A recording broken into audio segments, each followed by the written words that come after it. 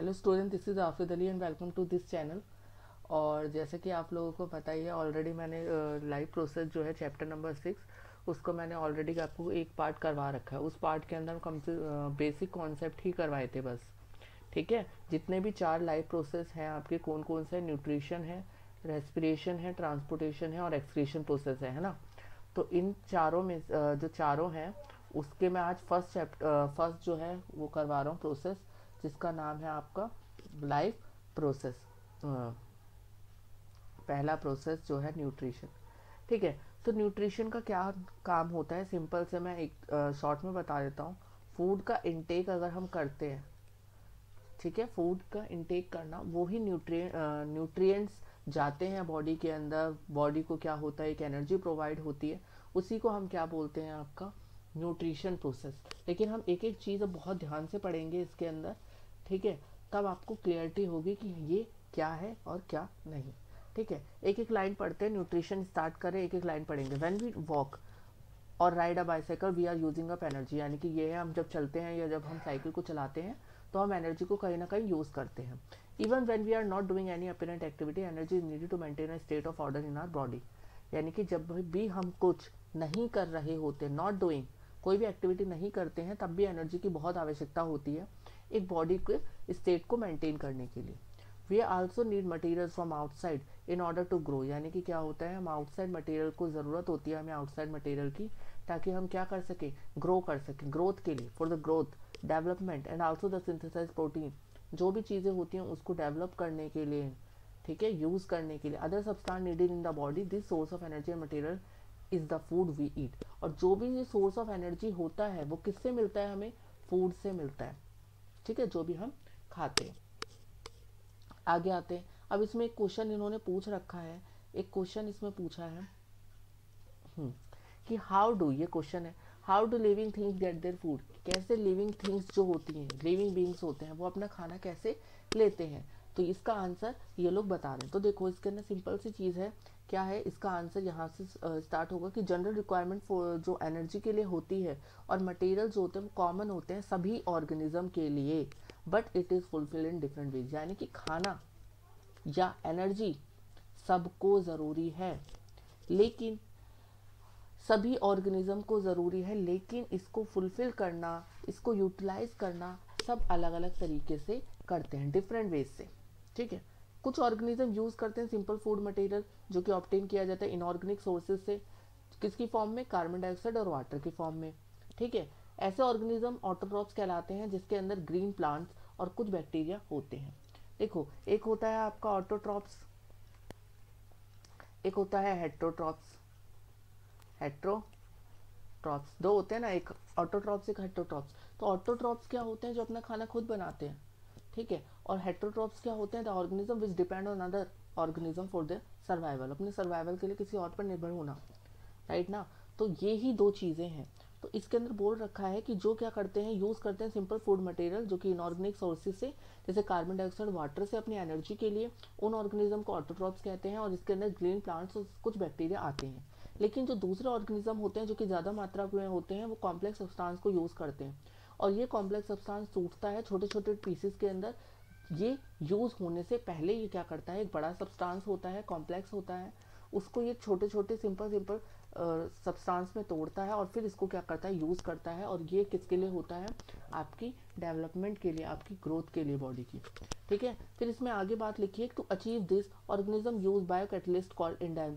अब इसके अंदर बोला है कि इतने कॉम्प्लेक्स स्ट्रक्चर को तोड़कर छोटे छोटे पीसेस में कौन करता है, तो ये करता है आपका बायो कैटलिस्ट, जिसे बोला जाता है आपका एंजाइम्स। बोला सुना भी होगा, एंजाइम्स होते हैं बहुत सारे, सलाइवरी एंजाइम्स होते हैं, बहुत सारे एंजाइम्स होते हैं। ठीक है, उसके बाद यहाँ पर लिखा है 10 हेटरोट्रॉप सर्वाइवल डिपेंड्स डायरेक्टली और इनडायरेक्टली ऑन ऑटोट्रॉप्स। ऑटोट्रॉप्स पर डिपेंड होते हैं, ठीक है, और इनडायरेक्टली भी ऑटोट्रॉप्स पर ही निर्भर होते हैं। हेटरोट्रॉपिक ऑर्गेनिज्म के अंदर एनिमल्स और फंगी आ गए, और हम लोग भी क्या है, human beings is also a part of heterotrophic nutrition, यानी कि we are also taking the heterotrophic nutrition, so human being is also a part of that. तो ऑटोट्रॉपिक जो होते हैं बहुत ही कम होते हैं, ऑटोट्रॉपिक में सिर्फ ग्रीन लो होते हैं, ग्रीन लीव्स आते हैं और कुछ बैक्टीरिया आते हैं। तो ये आपको कभी कभी डिफरेंस पूछ लिया जाता है, अभी तो ये ऑटोट्रॉपिक हेटरोट्रॉपिक बहुत अच्छे से डिटेल में आगे दे रखा है, but still you have to learn about the autotrophic and heterotrophic in brief. Detail में तो आगे पढ़ेंगे, बट ब्रीफ आपको पढ़ना ही पड़ेगा, ठीक है। अब ये हो गया आपका कंप्लीट। इसके बाद आगे देखते हैं कि आगे इसके अंदर क्या बता रखा है, ठीक है। अब यहाँ खत्म करा, अब हमने ऑटोट्रॉपिक, अब हम स्टार्ट करेंगे कि ऑटोट्रॉपिक है क्या, ठीक है। ऑटोट्रॉपिक देख लेते हैं। देखो, ऑटोट्रॉपिक न्यूट्रिशन की क्या बात है, अब हम इसको डिटेल में पढ़ेंगे। अभी तो हमने पढ़ लिया कि वो organism, those organism which make their own food, ठीक है, जो अपना खाना खुद बनाते हैं और सर्वाइव करते हैं, एनर्जी अपनी फॉर्म में लेते हैं। देखो, कार्बन और energy requirement autotrophic organism are fulfilled by photosynthesis. खाना बनाते ही अपना खुद का। ग्रीन प्लांट्स आपने सुना भी होगा कि हरे भरी पत्तियां जो होती हैं, हरा पौधा जो होता है वो अपना खाना खुद बनाता है, ठीक है। तो ये प्रोसेस होता है जिसके अंदर ऑटोट्रॉप्स क्या करते हैं, सब्सटेंस को लेते हैं आउटसाइड से, यानी कि बाहर से, और कन्वर्ट कर देते हैं उसको स्टोर्ड फॉर्म ऑफ एनर्जी के अंदर, ठीक है। बाहर से कुछ सब्सटेंस लिया और उसको कन्वर्ट कर दिया एनर्जी की फॉर्म में, ठीक है। जो मटेरियल वो लेते हैं कार्बन डाइऑक्साइड की फॉर्म में और वाटर की फॉर्म में, कन्वर्ट किस में हो जाता है, कार्बोहाइड्रेट्स में हो जाता है। और कार्बोहाइड्रेट जब ये बनता है तो ये किसकी प्रेजेंस में बनता है भाई, सनलाइट की प्रेजेंस में। इसीलिए तो बोलते हैं sunlight is a major component of photosynthesis process. Sunlight को बहुत ज़्यादा मेजर इंपॉर्टेंट बोला जाता है। तो ये प्रेजेंस ऑफ सनलाइट और क्लोरोफिल की प्रेजेंस के अंदर क्या होता है, आपका कार्बन डाइऑक्साइड और वाटर टूटता है किस में, कार्बोहाइड्रेट्स में, ठीक है। और carbohydrates are utilise for providing energy to the plants. और कार्बोहाइड्रेट जो होता है वो ही क्या करता है, एनर्जी प्रोवाइड करने के लिए इस्तेमाल किया जाता है। उसके बाद इसके अंदर आगे लिखा हुआ है कि we will study how this take place in the next section, यानी कि इसके अंदर बोल रखा है कि हम ये आगे पढ़ेंगे नेक्स्ट सेक्शन के अंदर, ठीक है। बाकी अभी हम इसको छोड़ते हैं क्योंकि वो हम तो एक एक लाइन पढ़ ही रहे हैं, तो जो भी सेक्शन के अंदर आएगा हम उसको कवर अप कर लेंगे। अब आगे देखो कि कार्बोहाइड्रेट जो होता है वो which are not use immediately, यानी कि वो कार्बोहाइड्रेट कुछ ज़्यादातर कार्बोहाइड्रेट यूज़ कर लिया जाता है, लेकिन कुछ मात्रा के अंदर जब कार्बोहाइड्रेट यूज़ नहीं किया जाता है इमीडिएटली, वो किसकी फॉर्म में स्टोर हो जाता है, स्टार्च की फॉर्म में, और उसको फिर सर्व किया जाता है as a internal energy reserve to be use and when required by the plant. यानी कि क्या होता है, ज़्यादातर एनर्जी यूज़ कर ली जाती है, ज़्यादातर कार्बोहाइड्रेट यूज़ कर लिया जाता है, और कुछ मात्रा में जो कार्बोहाइड्रेट बचता है उसको इंटरनली स्टोर करके रख लिया जाता है, जब ज़रूरत पड़ेगी तब हम इसको यूज़ कर लेंगे, ठीक है। A somewhat similar situation is seen to us where some of the energy derived from the food we eat is stored in our body in the form of glycolysis, glycogen। यानी कि यहाँ पर बोला है कि ऐसे ही सिमिलर सिचुएशन देखी जाती है जहाँ पर कुछ एनर्जी जो है वो डिराइव होती है उस खाने से जो हम खाते हैं, और जो खाना हम खाते हैं वो स्टोर हो जाता है बॉडी के अंदर किसकी फॉर्म में, ग्लाइकोजन। ग्लाइकोजन जो है उसकी फॉर्म में स्टोर हो जाता है। ये अभी हम सिर्फ ऑटोट्रॉपिक न्यूट्रिशन की बात करें, we are not talking about the heterotrophic nutrition, we are only focusing on the autotrophic nutrition, ठीक है। आगे देखते हैं इसके अंदर क्या बता रखा है।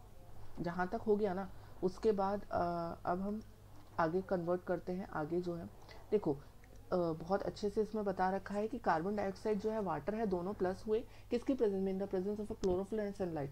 तो ये जो रिएक्शन है ये रिएक्टेंट्स है ये वाले, और इस साइड वाले प्रोडक्ट। तो ये देखो ग्लूकोज C6H12O6, इसको ही आपको कार्बोहाइड्रेट्स बोलते हैं। Carbohydrates further use in the energy process. Energy process के अंदर कार्बोहाइड्रेट इस्तेमाल की जाती है, बस वही तो है। ग्लूकोज भी हम क्या बोलते हैं, ग्लूकोज उसके लिए यूसेज के लिए, ठीक है ना। हाँ, तो अब आगे हम इसको कवर अप करते हैं, कोई और सा कलर इसको यूज़ करते हैं, ठीक है। अब ये वाला, let us now see what actually happen during the process of photosynthesis. वो कह रहे हैं कि फोटोसिंथेसिस प्रोसेस तो कर लेते हैं भाई, ठीक है, कार्बोहाइड्रेट्स का यूज़ कर लिया एनर्जी प्रोवाइड एनर्जी के लिए, लेकिन फोटोसिंथेसिस प्रोसेस के बारे में भी तो पढ़े भाई, होता क्या है, ठीक है। चलो उसके बारे में भी पढ़ते हैं। Following events occur during this process, बहुत सारे इवेंट्स जो है वो अकर होते हैं। क्या क्या होते हैं, सबसे पहले क्या होता है, लाइट का एब्जॉर्प्शन करता है। सनलाइट होती है ना, लाइट, ये नॉर्मली लाइट थोड़ी है जो हमारे घरों में आती है, electricity. We are not talking about electricity, we are talking about the sunlight, वो वाली एनर्जी। तो एब्जॉर्प्शन करते हैं किसका, लाइट एनर्जी का, बाय क्लोरोफिल। क्लोरोफिल प्रेजेंट होता है ना, जिस भी प्लांट के अंदर क्लोरोफिल नहीं प्रेजेंट होता है वो सफिशिएंट नहीं होते किसके लिए, फोटोसिंथेसिस प्रोसेस के लिए। तो chlorophyll is also the major component of photosynthesis, ठीक है। उसके बाद है conversion of light energy to chemical energy and splitting of water molecule into hydrogen and oxygen.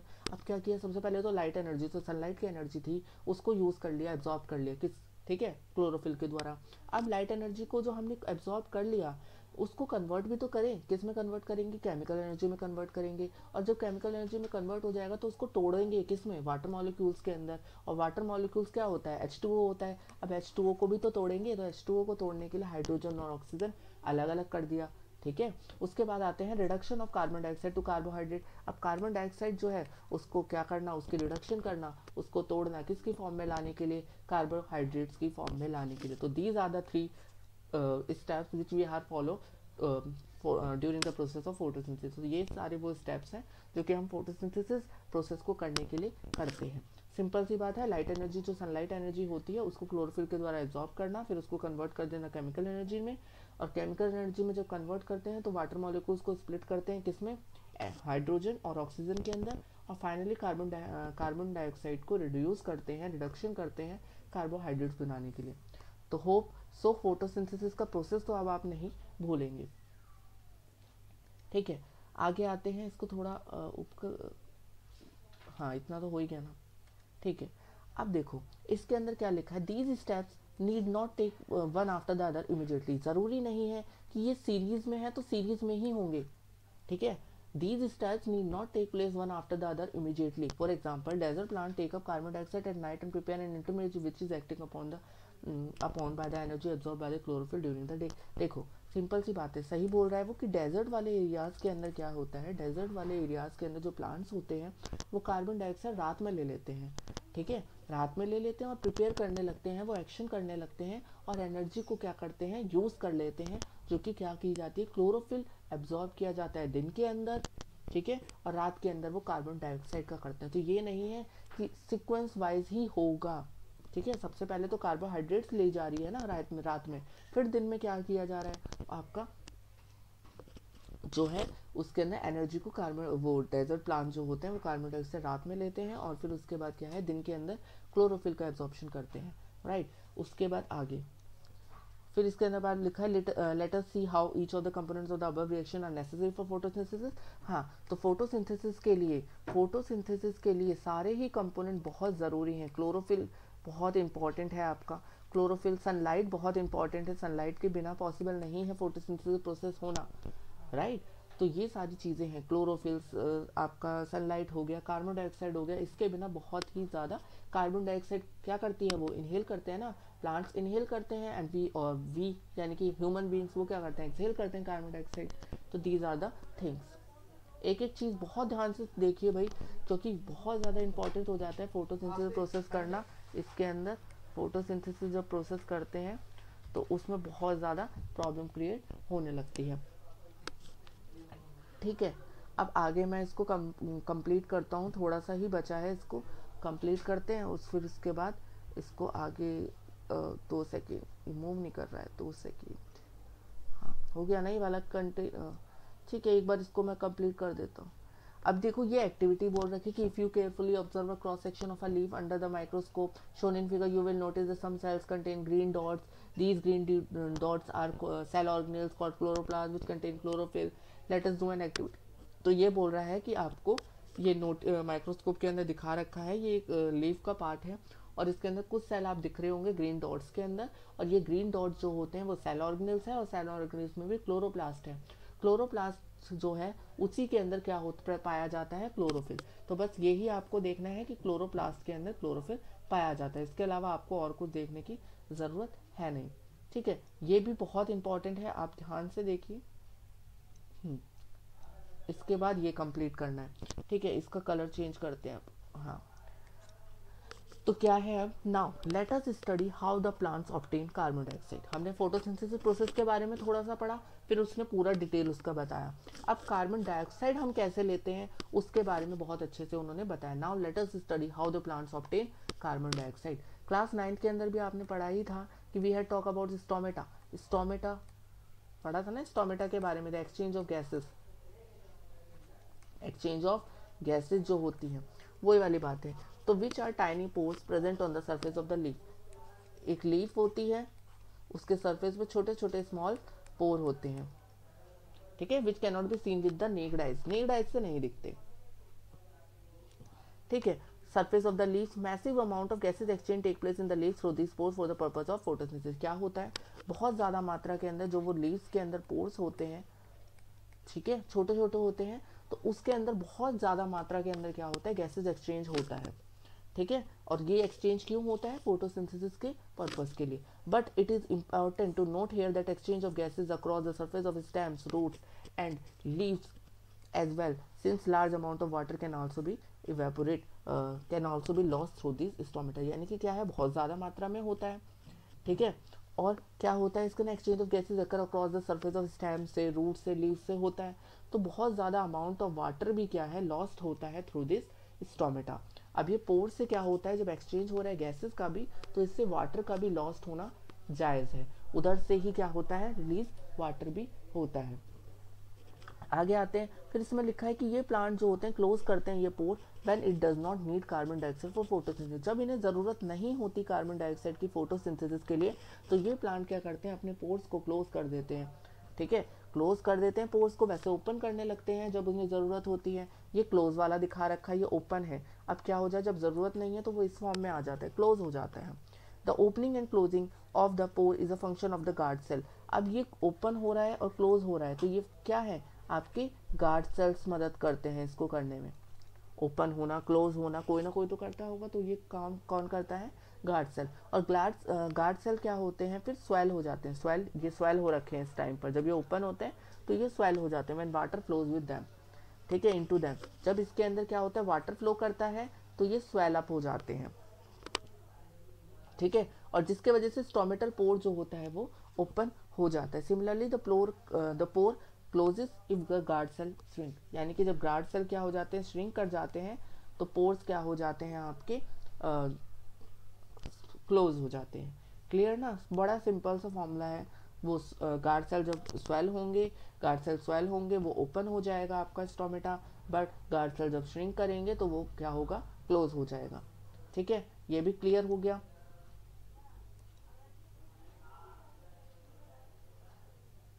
ये तो हो गया complete.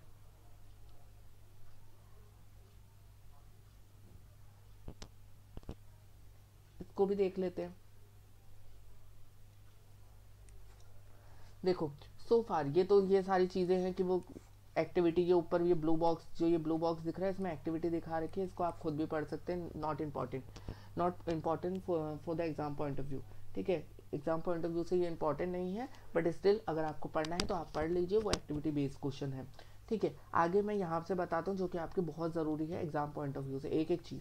We have talked about how autotrophs meet the energy requirement. हमने ये तो पढ़ लिया कि ऑटोट्रॉप्स कैसे अपनी एनर्जी रिक्वायरमेंट को फुलफिल करते हैं, but they also need other raw material for building their body. यानी कि अपनी बॉडी की ग्रोथ के लिए और भी तो कुछ ना कुछ रॉ मटेरियल से चाहिए होगा। तो water use in photosynthesis taken up from the soil by the roots in terrestrial plants. Terrestrial plants मतलब लैंड एरियाज जो होता है उसको टेरेस्ट्रियल बोला जाता है, टेरेस्ट्रियल एरिया, ठीक है।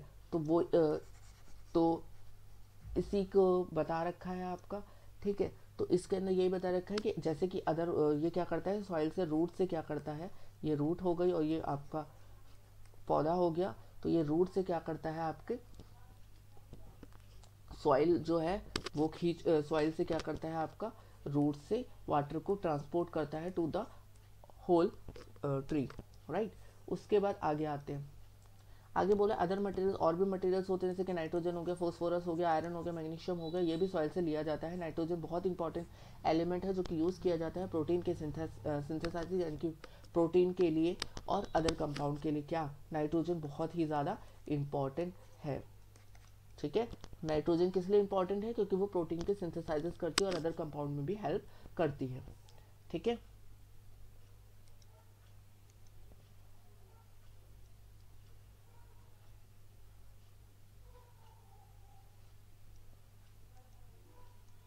फिर उसके बाद है taken up in the form of inorganic nitrates और नाइट्रोजन की बात कर रहे थे अभी हम। तो नाइट्रोजन की फॉर्म में जब बात कर रहे थे तो ये किसकी फॉर्म में लिया जाता है, इनऑर्गेनिक नाइट्रेट्स और नाइट्राइट्स की फॉर्म में लिया जाता है। और it is taken up as organic compound which have been prepared by bacteria for atmospheric nitrogen. तो यही है कि अगर वो इनऑर्गेनिक में लेगा तो वो नाइट्रेट्स और नाइट्राइट्स बनाएगा, अगर वो ऑर्गेनिक कंपाउंड से लेगा तो वो क्या बनाएगा, आपका वो प्रिपेयर करता है बैक्टीरिया के लिए, राइट। ये सारी चीज़ें, this all about the autotrophic nutrition, we are only focusing on the autotrophic nutrition. सिर्फ हम इसी पर फोकस कर रहे थे इतनी देर से। हमने बहुत सारी चीज़ें पढ़ी, फोटोसिंथेसिस का पूरा प्रोसेस पढ़ा, स्टोमेटा के बारे में बहुत अच्छे से जाना कि क्या होता है और कैसे हम एक ऑटोट्रॉपिक प्लांट जो है अपनी एनर्जी यूज़ करता है। ठीक है, नाउ अब हम क्या करते हैं, इसको न्यू फोकस करते हैं। अब हम एक नया टॉपिक ऑटोट्रॉपिक को ख़त्म करते हो क्योंकि हमने बहुत ज़्यादा पढ़ लिया उसके बारे में। Now we are talking about heterotrophic nutrition. ठीक है, now heterotrophic nutrition. Heterotrophic nutrition जो है, हेटरोट्रॉपिक न्यूट्रिशन भाई बहुत सिंपल है और हम ह्यूमन बीइंग से रिलेटेड है, इसलिए वो सिंपल लग रहा है। ठीक है, हेटरोट्रॉपिक न्यूट्रिशन है, बहुत ही सिंपल लग रहा है इसीलिए। तो अब देखो इसको अच्छे से पढ़ेंगे ध्यान से, एक एक चीज। Each organism is adapted to its environment. हर ऑर्गेनिज्म जो है वो अडेप्ट करता है अपने एनवायरनमेंट के according. The form of nutrition different depending on the type and availability of food material as well as how it is obtained by the organism. यानी कि हर ऑर्गेनिज्म जो है अपनी वातावरण से क्या होता है, प्रभावित हो जाता है, अडेप्ट करता है उसके हिसाब से। इसी तरीके से जो फॉर्म ऑफ न्यूट्रिशन वो भी अलग अलग होता है, डिपेंड ऑन द टाइप, किस तरीके का वो है। ठीक है, या किस तरीके का वो खाना खाता है, कहाँ से खाता है, कितनी मात्रा में उसे मिलता है, ये सब डिपेंड करता है जो है ऑर्गेनिज्म के ऊपर। For example, whether the food source is stationary, जैसे कि अगर उसका खाना जो है, फूड सोर्स अगर वो स्टेशनरी है, रुका हुआ है, जैसे कि घास। और मोबाइल, मोबाइल मतलब that is not mobile phone, that is mobile means movable.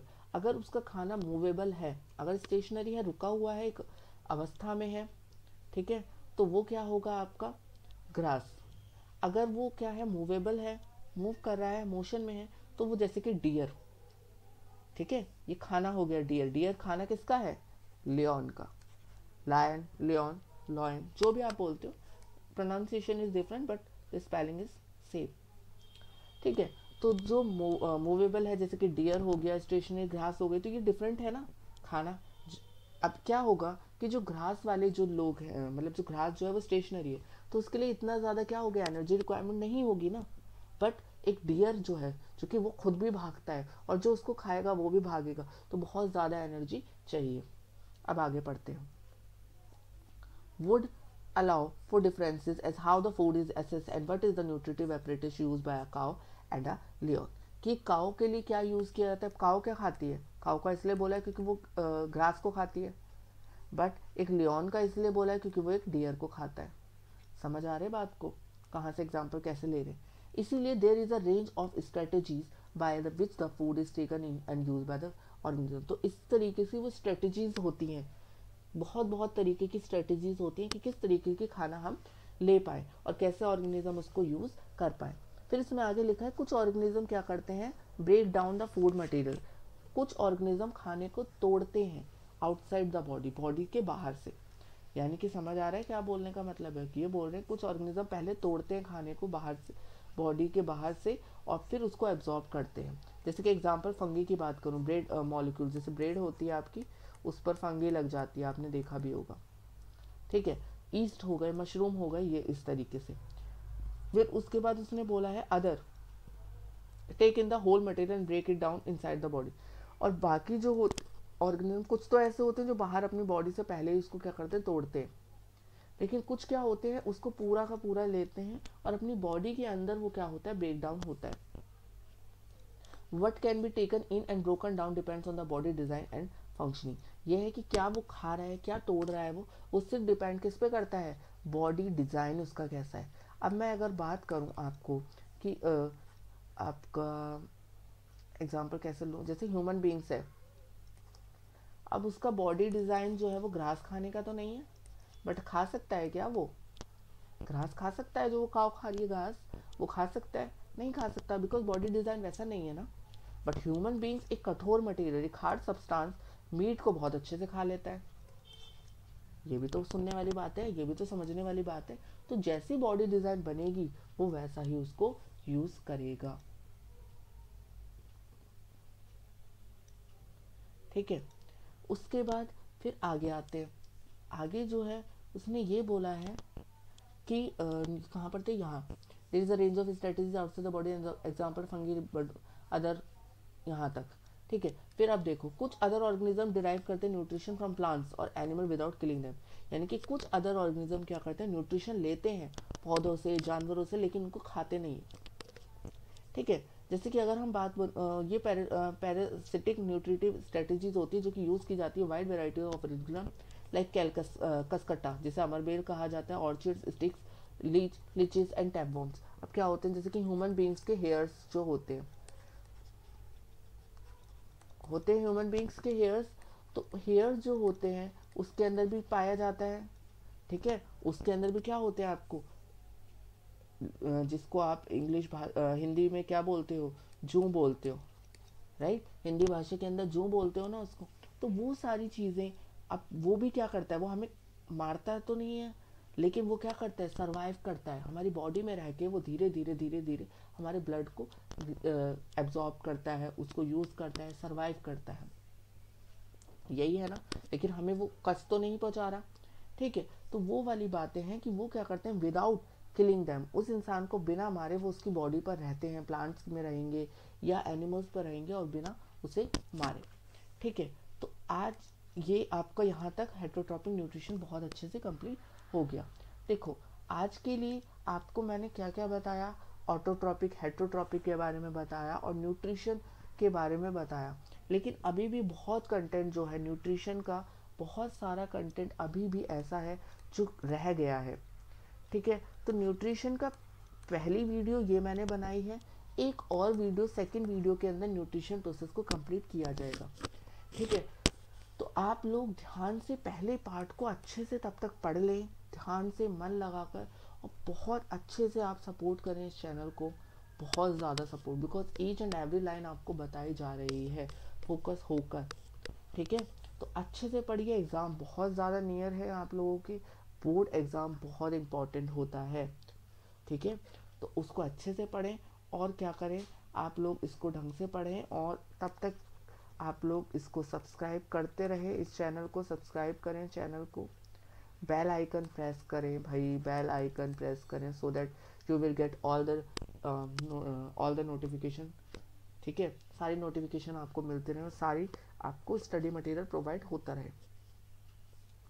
और फिर आप लोग इसके अंदर क्या करें, लाइक करें वीडियोस को, लाइक भी नहीं करते हो आप लोग, please you have to like all the videos. मैं बीच में, इसीलिए मैं शुरू से मैं आपको यही बोलता हूँ, मैं बीच में नहीं बोलता किसी को भी कि वीडियोस लाइक करो, ये करो, वो करो, बिकॉज स्टडी इंपॉर्टेंट है। जब मैं एक कंटेंट पूरा कंप्लीट करवाने के बाद मैं सब्सक्राइब बोलता हूँ, सो इतना तो आप लोगों को होता है ही कि आप लोग जब आप पूरी वीडियोस को यूटिलाइज कर रहे हो अच्छे से, so as a hard work pay off आप क्या कर सकते हैं, एज अ रिवॉर्ड आप लाइक तो कर ही सकते हैं वीडियोस को।